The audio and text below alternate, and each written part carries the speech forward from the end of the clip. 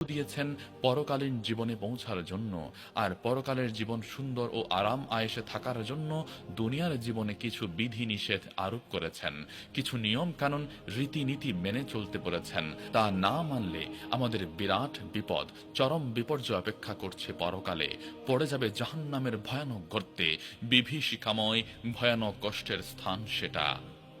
প্রিয় ভাই ও বোন আমার, সেই বিভীষিকাময় ভয়ঙ্কর কষ্টের জায়গাটায় আমরা যদি আটকে যাই তাহলে আমরা ক্ষতিগ্রস্ত হব। তাই আমরা সেই ভয়ানক গর্ত থেকে বাঁচার চেষ্টা করব। ভয় করুন সেই দিনকে যেদিন আল্লাহ রাব্বুল আলামিনের সামনে দাঁড়াতে হবে। মানুষ সেদিন দেখবে তার প্রত্যেকটা মুহূর্তের কর্মকাণ্ড লেখা আছে। দুনিয়ার শুরু থেকে শেষ পর্যন্ত যত মানুষ পৃথিবীতে এসেছে সবাই আলাদা আলাদাভাবে এক একজন করে আল্লাহ তাআলার সামনে দাঁড়াবে। কেউ লুকোতে পারবে না। পালাবে কোথায়, কিভাবে? সর্বত্র আল্লাহ তাআলার দৃষ্টির ছোঁয়া বিদ্যমান। এটা অলঙ্ঘনীয় বিধান। মহান রবের সামনে দাঁড়াতে হবে মানুষ আর জিনকে। কিয়ামতের দিন প্রত্যেকটা নাম ধরে ডাকা হবে। বিচারের কাঠ গড়ায় শুরু হবে হিসাব নিকাশ। দাঁড়াবে মহান রবের সামনে, মহান কাহ্হার, জব্বার, রহমান, রহিম আল্লাহ তাআলার সামনে। একা জীবনের প্রতিটা কাজ সম্পর্কে জিজ্ঞেস করা হবে অক্ষরে অক্ষরে। সেদিন মহা বিভীষিকাময় হাসরের দিন, মহান আল্লাহ তাআলার সামনে হাজির হবার দিন, চুল ছেঁড়া হিসাব নিকাশের দিন। কিছুই বাদ পড়বে না, সব প্রকাশ হবে। সেদিন গুনাহগারদের জন্য আফসোস ও অনুতাপের দিন, দুঃখ ও বেদনার দিন, যন্ত্রণা ও কষ্টের দিন, চিৎকার, আর্তনাদ, আহাজারি, হতাশার দিন। সত্য মিথ্যা প্রকাশ হবার দিন। সেদিন প্রকাশ হবে নিজের পাপ পুণ্য। দেখতে পাবে নিজের চোখে নিজের পাপ পুণ্য। দেখে কালো হয়ে যাবে পাপীর চেহারা। হিসাব করবে দুনিয়ার লাভ ক্ষতির। প্রতাপশালী রাজা, বাদশা, মোড়ল, মাতব্বর নত হয়ে দাঁড়াবে। তাদের অহংকার চূর্ণ হবে। তাদের আজ চরম ব্যর্থতার দিন। তাদের আজ বড় দুর্দিন। তারা আজ বড় অসহায়, ক্ষুধার্ত, তৃষ্ণার্ত।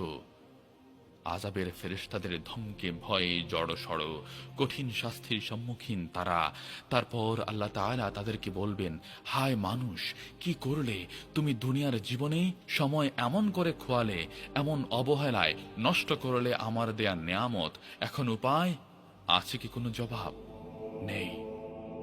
আজ কোথায় তোমার সহযোগীরা, কোথায় তোমার সাঙ্গপাঙ্গরা? ডাকো তো তোমার ওইসব যক্ষের ধনকে, ছাড়িয়ে নিক তোমাদেরকে আমার আযাব থেকে, আমার ভয়ানক শাস্তির শিকল থেকে।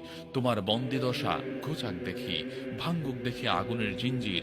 ফেরেশতাদের লৌহ কঠিন ঘেরাও ভেঙে বেরিয়ে যাও দেখি।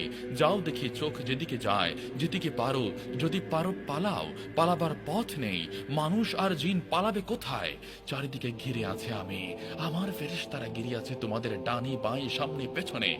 আজ তোমরা কঠিন বাঁধনে বাধা পড়েছ, এবার পালাও তো পারবে না। আমি তো পবিত্র কোরআনে ঘোষণা করেছিলাম, হে জিন ও মানব জাতি, পৃথিবী আর আকাশগুলোর সীমা ছাড়িয়ে পালাও যদি পারো।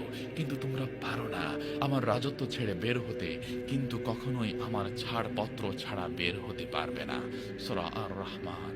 আরেক জায়গায় আল্লাহ তাআলা বলেছেন, তানাফরুগু লাকুম আইয়ুহাস সাকালান, হে জিন ও মানুষ, খুব শীঘ্রই আমার সময় হবে।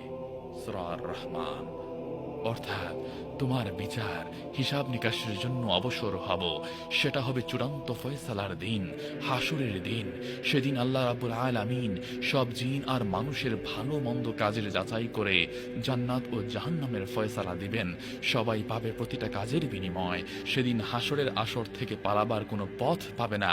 মৃত্যুর কবল থেকে কিংবা কিয়ামতের হিসাব নিকাশ থেকে বাঁচার কোনো পথ পাবে না। আজ বান্দা, তোমার পালাবার পথ নেই। আমি মহামহিম, প্রবল, পরাক্রমশালী আল্লাহ তোমার সব পথ রুদ্ধ করে দিয়েছি। চেষ্টা করো তো দেখি বের হতে আমার দৃষ্টি ছেড়ে। পালাবে কোথায়? সর্বত্র আমার রাজত্ব, আমার নিয়ন্ত্রণ, আমার কর্তৃত্ব, আমার সীমানা, সবকিছু আমার দৃষ্টির মধ্যে। চিনতে পারছো আমাকে আজ? দুনিয়াতে তুমি বড় বড় সর্দার, মাতব্বর, প্রভাবশালী ক্ষমতাধরদের নিয়ে বুক ফুলিয়ে হাঁটতে, যা ইচ্ছা তাই করতে। আজ করো দেখি। তুমি কত অবজ্ঞা করেছ আমার হুকুমগুলো, অবহেলা করে ছুঁড়ে ফেলেছ আমার দিন, করেছ তুচ্ছ। দিনের আহকামগুলোকে নিয়ে ঠাট্টা বিদ্রুপ করেছ। যারা